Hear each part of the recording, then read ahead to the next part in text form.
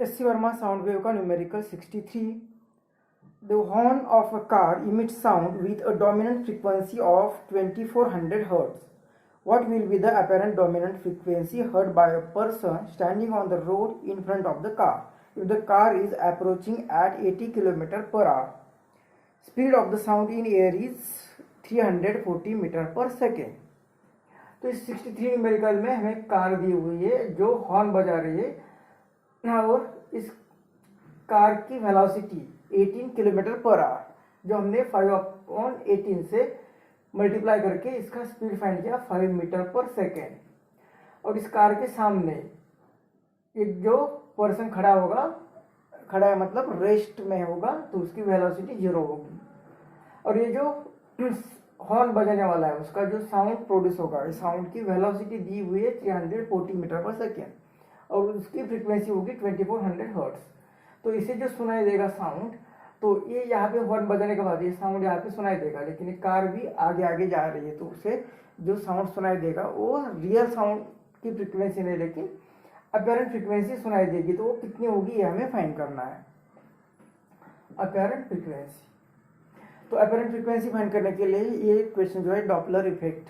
तो ये Doppler effect जो होगा, इस डॉपलर इफेक्ट का हमने लास्ट न्यूमेरिकल में भी फॉर्मूला देखा था कि apparent frequency is equal to, सिर्फ आपको याद रखना है v plus minus v naught divided by v plus minus v s और इनटू रियल फ्रीक्वेंसी. ये velocity of the sound, velocity of the observer, velocity of the sound, velocity of the source.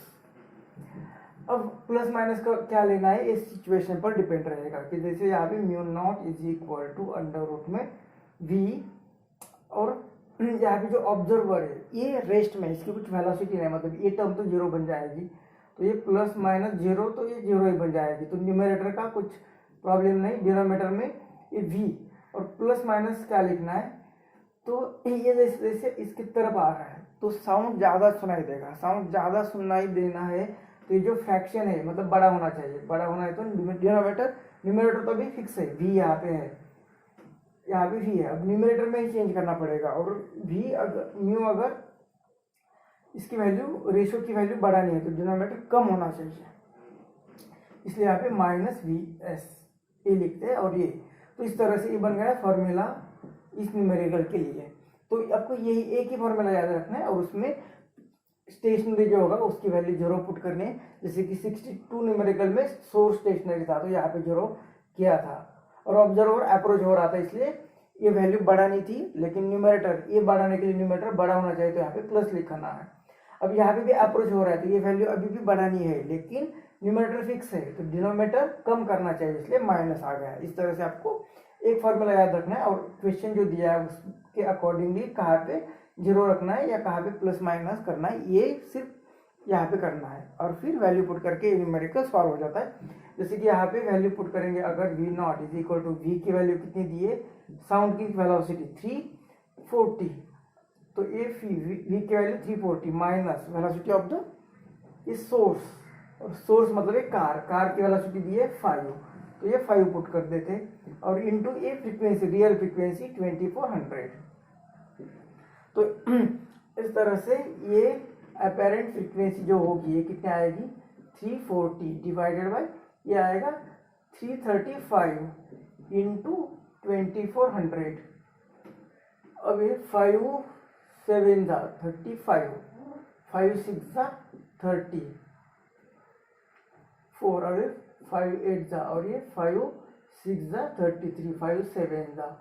अब 68 को 67 से divide करना है तो ये decimal दिया 0, फिर भी 0 और ये 100, तो ये 67 जा 67, ये 33 और भी 0 दे दिया तो भी 2 3 5 नहीं आएगा, 4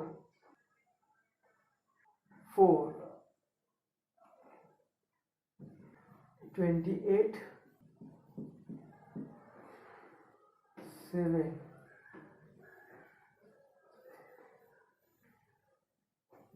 6.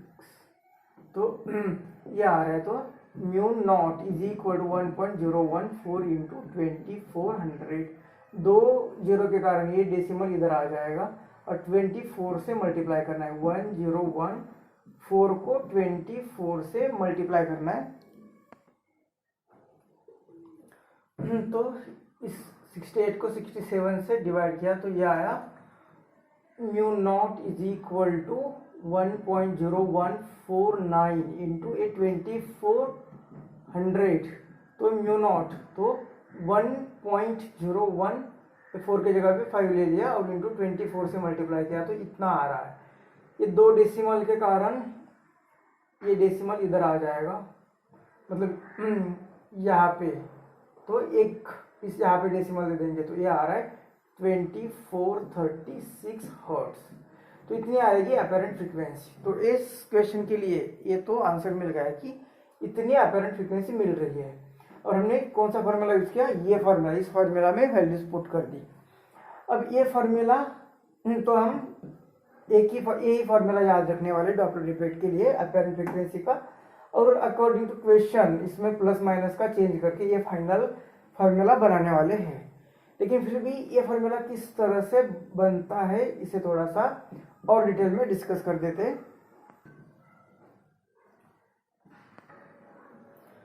तो ये डॉपलर इफेक्ट देखना है, डॉपलर इफेक्ट का बी पार्ट, क्योंकि ए पार्ट हमने 62 न्यूमेरिकल में देखा है कि वहां पे सोर्स स्टेशनरी था, ऑब्जर्वर मोशन में था। अब बी पार्ट में सोर्स को हम मूविंग कर रहे हैं और ये ऑब्जर्वर स्टेशनरी है।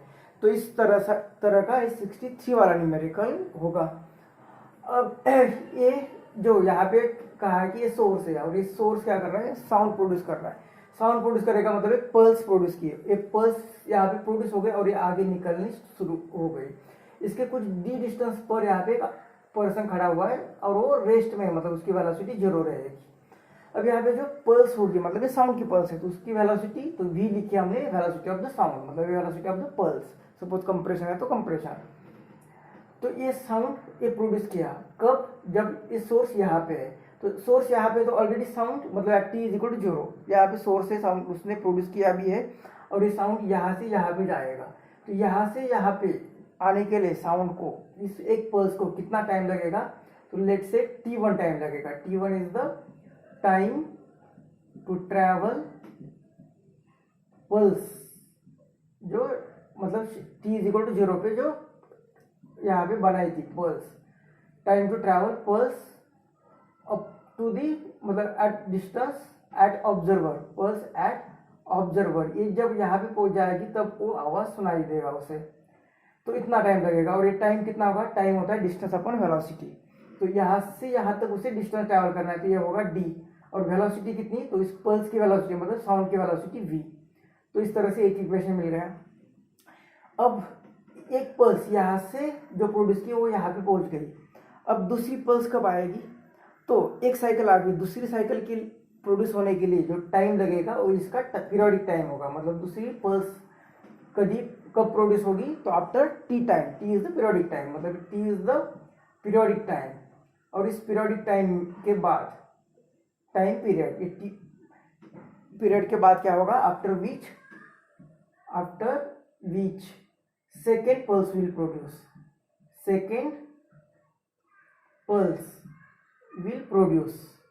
अब ये सेकेंड पल्स प्रोड्यूस होगी मतलब ये सोर्स यहाँ पे सेकेंड पल्स प्रोड्यूस करेगा कब, लेकिन पहले प्रोड्यूस होने के बाद टी टाइम के बाद। लेकिन इस सोर्स जो साउंड उस पल्स को प्रोड्यूस करने वाला है वो भी मोशन में है, ये भी u वेलोसिटी से चल रहा है। तो जब सेकेंड पल्स प्रोड्यूस होगी तब इसने कुछ, ये यहाँ पे नहीं होगा, कुछ डिस्टेंस उसने आगे ट्रैवल किया होगा।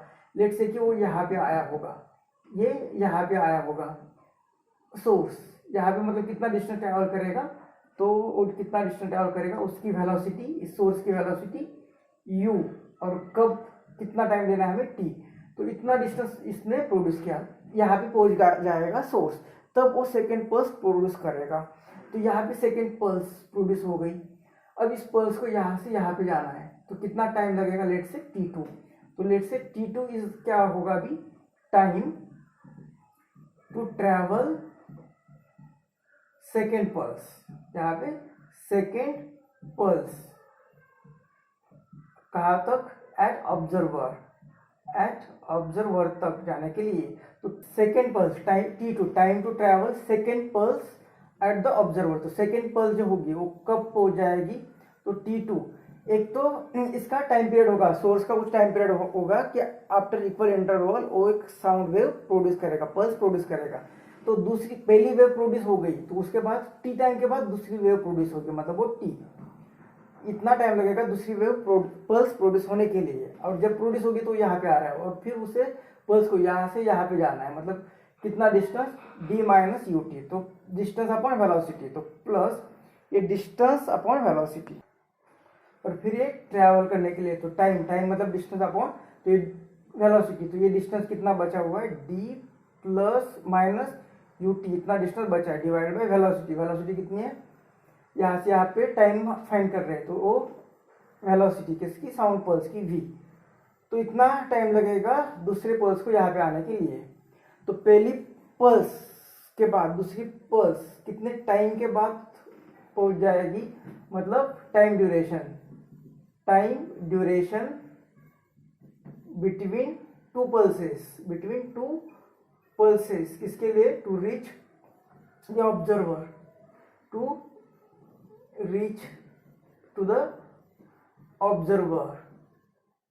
तो वो टाइम कितना लेंगे, t let's say is equal to या t dash is equal to T2 minus T1। तो t dash is equal to T2 की वैल्यू क्या आएगी, t plus d minus u t capital T upon v। ये time period क्या है, sound produce होने के लिए कैपिटल T टाइम लगा और यहाँ से यहाँ आने के लिए इतना टाइम लगा। और ये टाइम कैसे फाइंड किया, डिस्टेंस कितना, यहाँ से यहाँ तक का distance d minus u T, और वेलोसिटी T2 माइनस ये T1 कितना हमने पहले फाइंड किया था, d अपॉन v। तो ये t dash is equal to t plus ये v यहाँ पे डिवाइड हो रहा है d अपॉन v, माइनस इसे भी डिवाइड कर रहा है माइनस d अपॉन v। तो ये टर्म इसके साथ चली जाएगी। तो ये t dash is equal to t और ये minus u t upon v, t को बाहर ले लेते हैं तो t dash is equal to ये आता 1 माइनस यू अपॉन v और ये t, और इसे लिख सकते हैं हम t dash is equal to ये v यहाँ पे आएगा तो v minus u upon v bracket में और ये t। अब ये जो t डैश टाइम है, ये t डैश टाइम क्या है, तो ये जो पर्सन है इसे एक पल्स के बाद दूसरी पल्स कब सुनाई देगी, मतलब दो पल्स के बीच में जो टाइम इंटरवल लगेगा, मतलब time required between two pulses या time to reach here every pulse. तो ये हर एक इतने टाइम के बाद, मतलब t डैश टाइम के बाद उसे एवरी नेक्स्ट पल्स सुनाई देगी, मतलब ये नेक्स्ट पल्स सुनाई देने का उसका टाइम पीरियड होगा t डैश।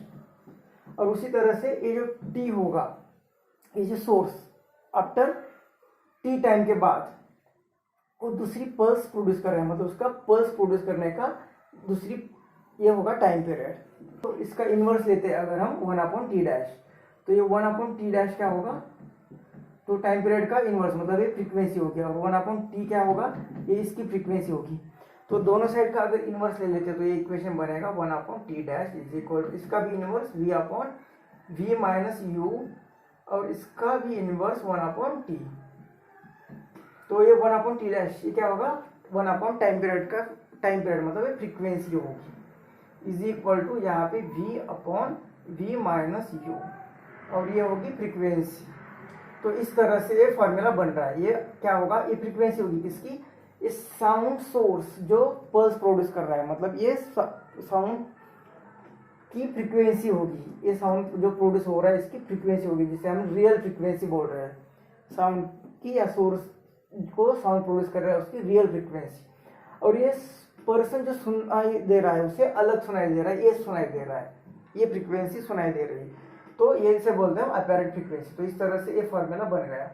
इसी तरह से आपने ये सिचुएशन किसके लिए डिस्कस की, तो ऑब्जर्वर रेस्ट था और सोर्स मूविंग था, ये ऑब्जर्वर रेस्ट और सोर्स इस तरह से मूव हो रहा था अप्रोचिंग टुवर्ड्स द ऑब्जर्वर।